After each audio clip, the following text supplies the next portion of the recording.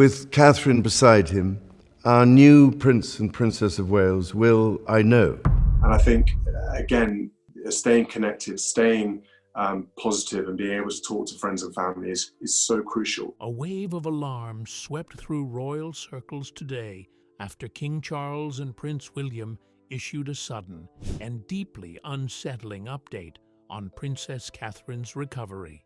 Their statement was tight, heavy, and filled with the kind of urgency the palace rarely shows. William admitted her condition now needs far more intervention than previously revealed, while King Charles added a phrase that froze the entire press line. Something inside the monarchy has clearly shifted. What triggered this unexpected reveal? The quiet unraveling of Princess Catherine. Warmth seemed to follow Princess Catherine wherever she went, as naturally as breath fills the lungs.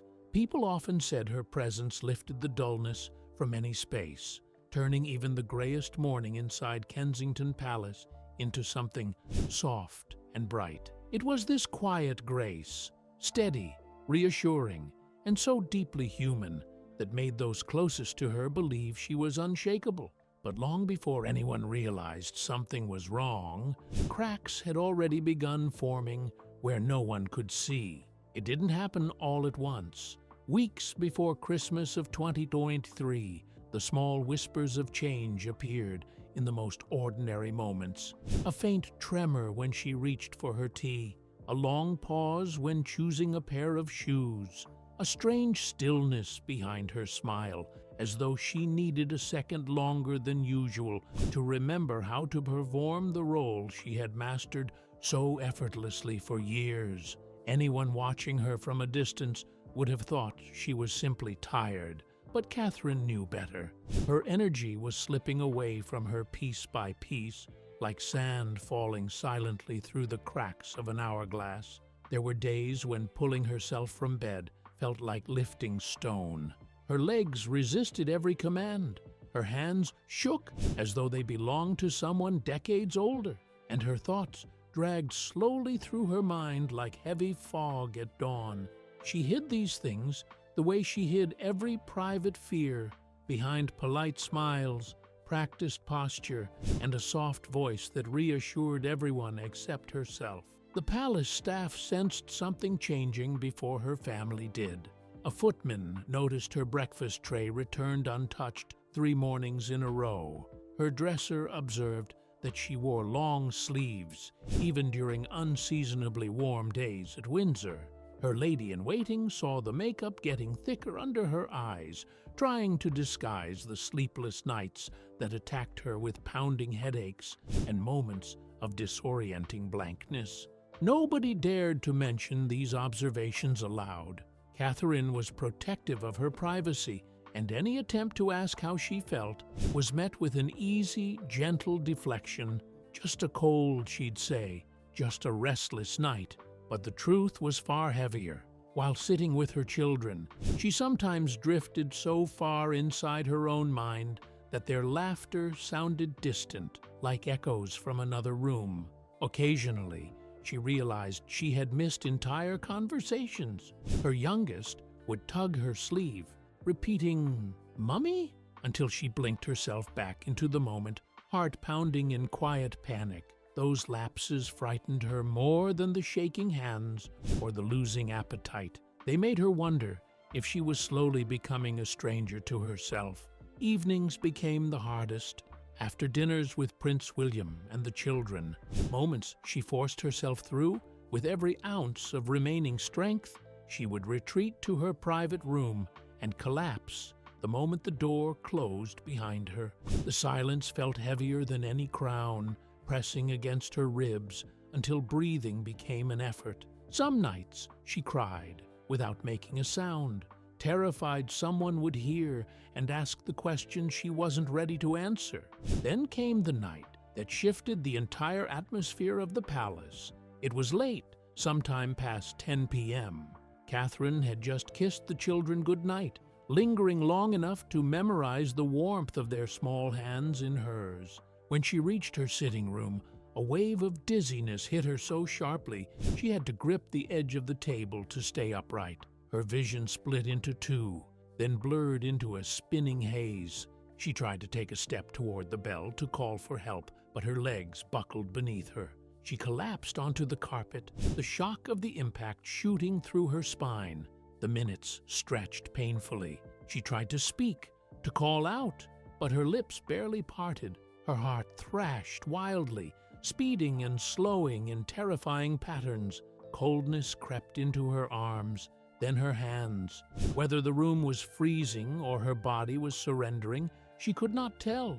Time became something shapeless, an endless thread she couldn't grasp. When a staff member eventually entered the room to check on her, panic erupted. She was barely conscious, trembling uncontrollably. Blankets were wrapped around her. Voices called for the doctor, and someone rushed to notify Prince William. The palace doctor arrived, a man who had known the royal family since the early 2010, and the moment he examined her, the room fell silent. His expression grew tight, his eyes darkening with concern he couldn't hide. He listened to her heartbeat, checked her pulse, took note of her uneven breathing.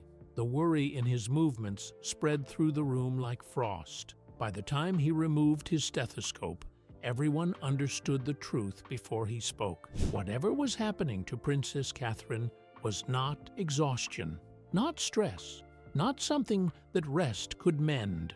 It was something far more serious, something that would change everything for her, her family, and the quiet world she tried so hard to protect. What hidden truths lingered for her, her family, and the world she guarded?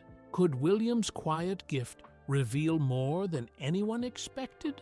When the world narrowed to a single breath, William had always carried a quiet gift, an instinctive ability to notice people, to truly see them. He remembered the small things others forgot, the name of a Iyahida, staff member's child, a passing worry someone mentioned weeks earlier, a favorite book, a nervous habit. Those gentle details were part of who he was, but around Catherine, that softness deepened. His whole presence shifted whenever she entered a space, as if the air itself steadied him. His hand would find hers automatically, long before he realized he'd reached out. Yet none of that grace prepared him for the moment. Everything inside his world lurched off its axis. One moment, he was sitting through another conversation about upcoming duties at Kensington Palace. Dates, appearances, arrangements that suddenly felt insignificant. And the next, a messenger stepped in with a look that froze the entire room. No loud announcement, no dramatic gesture, just a pale face and a whisper too heavy to absorb in a single breath. Catherine had collapsed. The doctors were working on her. He needed to come now. The drive home on that cold afternoon felt like being trapped in a nightmare with no waking point. London traffic crawled as if deliberately cruel. Each delay was agony. Every light that refused to change. Every car that dared move slowly in front of them, stretching minutes into unbearable lengths. He stared ahead without blinking, jaw locked, praying for words he couldn't string together, promising anything in exchange for one truth, that she would still be breathing when he reached her. When he finally arrived at their private quarters, he didn't wait for updates or protocol. His legs moved faster than his mind could keep up, taking the stairs 2 at a time, while staff called after him. None of it mattered.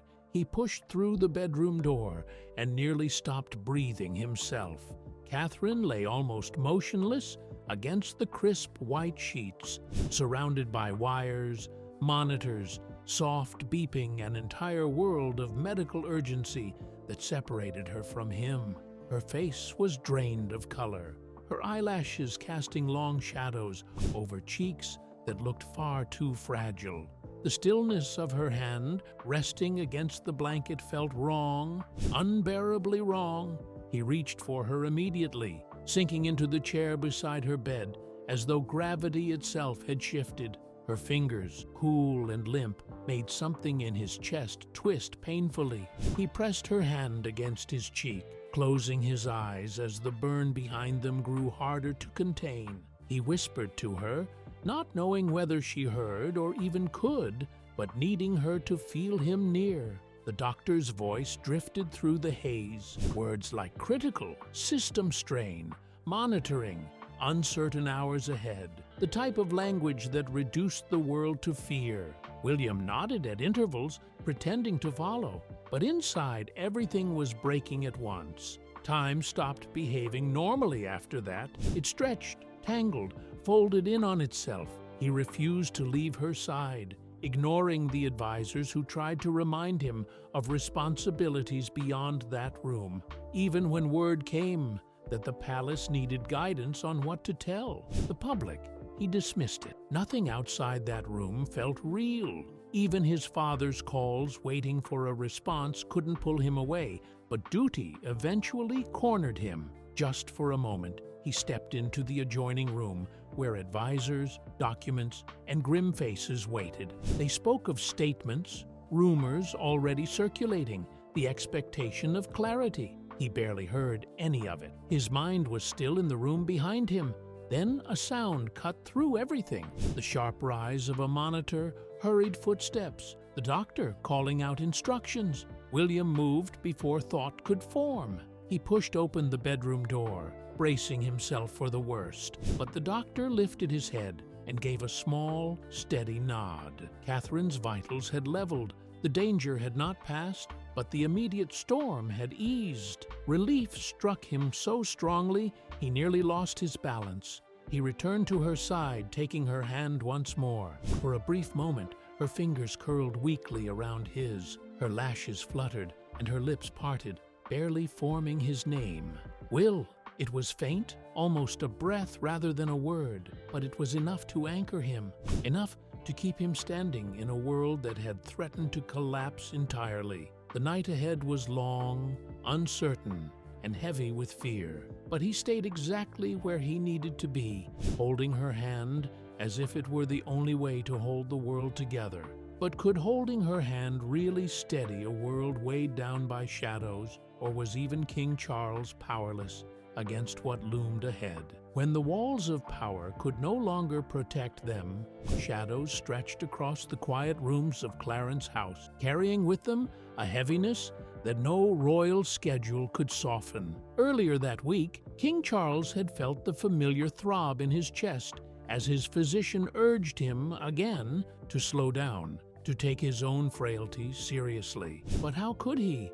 Not when the person who had brought such warmth into his family was slipping further from reach with every passing hour. Catherine had never asked for grandeur. She moved through royal life with a gentleness that softened even the sharpest edges of duty. Charles had admired that about her from the start. She steadied William during the turbulence of the early 2010, bringing peace where uncertainty had once lived. In her laughter during summers at Balmoral, in her calming voice during tense Christmas gatherings at Sandringham, Charles found the daughter he never had yet had somehow been gifted. But now, somewhere across London, in a private wing of a hospital she had hoped never again to see, she was fighting a battle that none of them had truly understood until it was almost too late. Before the phone call arrived, Charles had been reviewing correspondence linked to a 2023 initiative, his mind only half present as fatigue tugged at him. The soft knock on his study door had made him look up. His secretary's expression alone stopped his breath. By the time the words, "her condition worsening," were spoken, the king could already feel the world narrowing around him. He left immediately. The city blurred past the car windows, streets he had traveled since childhood, buildings that had watched him grow from a young prince to a waiting heir, and only recently, a monarch. But none of those memories mattered now. His thoughts circled the same images. Catherine smiling easily, Catherine cradling her children, Catherine making William laugh in that unguarded way only she could. What cruel twist of fate allowed such light to dim so suddenly? Walking through the hospital's private corridor felt like wading through cold water. He saw William before he heard him, standing rigidly, his face pale and hollow. Gone was the future king the world recognized. What remained was a frightened husband whose hope was dissolving by the hour. Charles pulled him close, something he had not done so openly in years. William trembled in his arms. "They're preparing us," William whispered, barely forming the words. "They've tried everything. Nothing is working."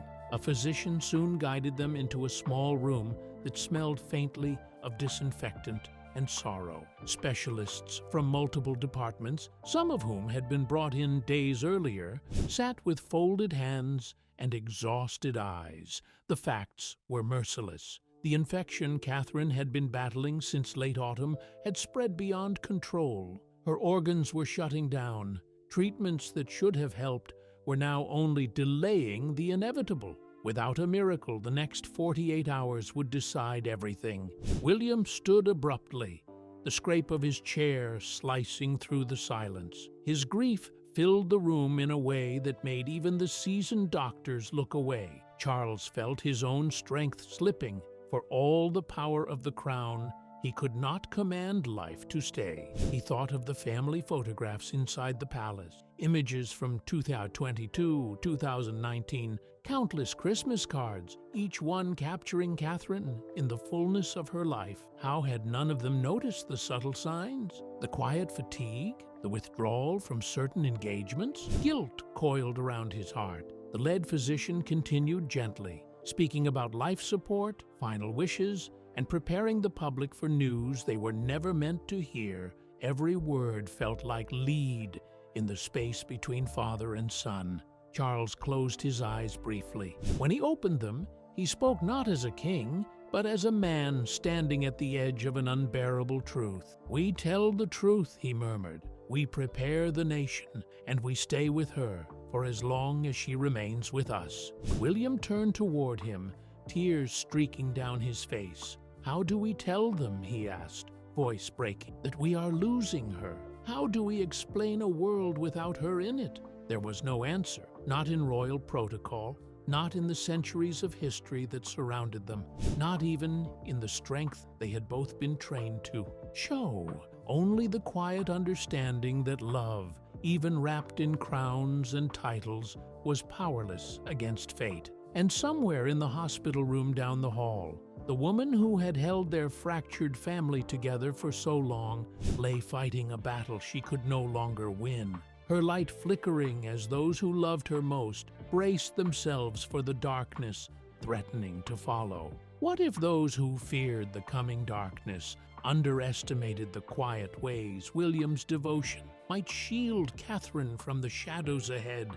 Shadows over Buckingham. William's devotion was quiet, unwavering, expressed in gestures no one outside their private life could truly see. A reassuring hand on Catherine's back as they moved through the palace halls, the way he lingered at her side until she was comfortably seated, the steady, searching glance he reserved for her above the crowd, each moment a testament to a love that required no applause. Fatherhood had softened him, but also sharpened his instincts, bringing a playful warmth with the children and a fierce protectiveness over his family that no protocol could temper. Yet, even the grandeur of Buckingham Palace offered no comfort today. The office, usually alive with discreet activity, felt hollow and tense. Staff moved with hushed caution, shuffling papers, hovering over glowing screens, hesitant to voice the words that had become unavoidable. At the head of the table, William sat with his father beside him, staring at the draft statement before them. The sentences on the page twisted in his mind like knives, each word heavier than the last. "It is with deep concern that we must inform the public," his voice faltered, the finality of what he was about to release pressing on him like a physical weight. Charles reached out, hand resting on his son's arm. "We tell them the truth, as gently as possible. That's all we can do," he said. No words could lessen the fear clawing at William's chest, the terror of knowing that Catherine's life hung in an uneasy balance. The communications team urged caution, reminding them that the public would demand details, what had happened, what the prognosis was, if there was hope. But hope had become fragile, ephemeral, difficult to measure in words. William rubbed his temples, aware that anything they released could never capture the fear, the helplessness, the desperate love waiting behind the hospital doors. Time pressed. The press had gathered outside, rumors multiplying with every passing moment. Speculation threatened to eclipse the truth. William exchanged a glance with Charles, decades of shared understanding passing silently between them. Duty versus private grief, the impossible compromise of public service and personal agony. The decision was made. "Send it," William whispered. The statement would be released at 3:00 p.m. sharp. He moved to the window, restless, counting the seconds as the world prepared to hear what they had feared to speak aloud. Memories of Catherine's pale, fragile presence in the hospital replayed relentlessly. The way her breathing was supported by machines, the subtle mechanical rhythm of each beep, the warmth of her hand in his. "Please don't leave me," he had whispered moments earlier. Words felt meaningless against the weight of uncertainty. Promises he wasn't sure he could keep. Minutes shrank into seconds. Charles joined him at the window, silent, staring at the city that would soon reel from the news. A message from the hospital made his heart lurch. Stable, it said, but stable was just a pause, a suspended breath between life and death, a fragile interlude that offered no reassurance. 30 seconds. The room held its breath. Then the confirmation came. The statement was live. Notifications sprang across phones, screens, and televisions. Buckingham Palace announced that Princess Catherine had suffered a serious medical setback, requiring urgent care. Privacy and prayers were requested, but the meaning was unmistakable. Catherine was in grave danger. Across London, people paused, mouths falling open at the screens. Villages buzzed with word-of-mouth updates. Churches opened their doors to vigils, and strangers gathered in public squares, bound by a shared disbelief. William watched the surge of messages, the crowds outside the hospital, the spontaneous expressions of hope and solidarity, and understood that while the love of a nation was immense, it could not heal what ailed Catherine. All that remained was waiting, suspended in the quiet terror of not knowing whether the night would bring relief or heartbreak too profound to bear. Do you think Charlotte's quiet awareness could sense the looming heartbreak before anyone else? Or would the night's truth catch them all off guard? Shadows and light, a royal vigil, princess. Charlotte had always carried a quiet awareness far beyond her 9 years, noticing the smallest flicker of worry in her face or the faintest tremor in a hand. She understood emotions as if they were spoken words, instinctively knowing when someone needed comfort, a gentle smile, or simply her presence nearby.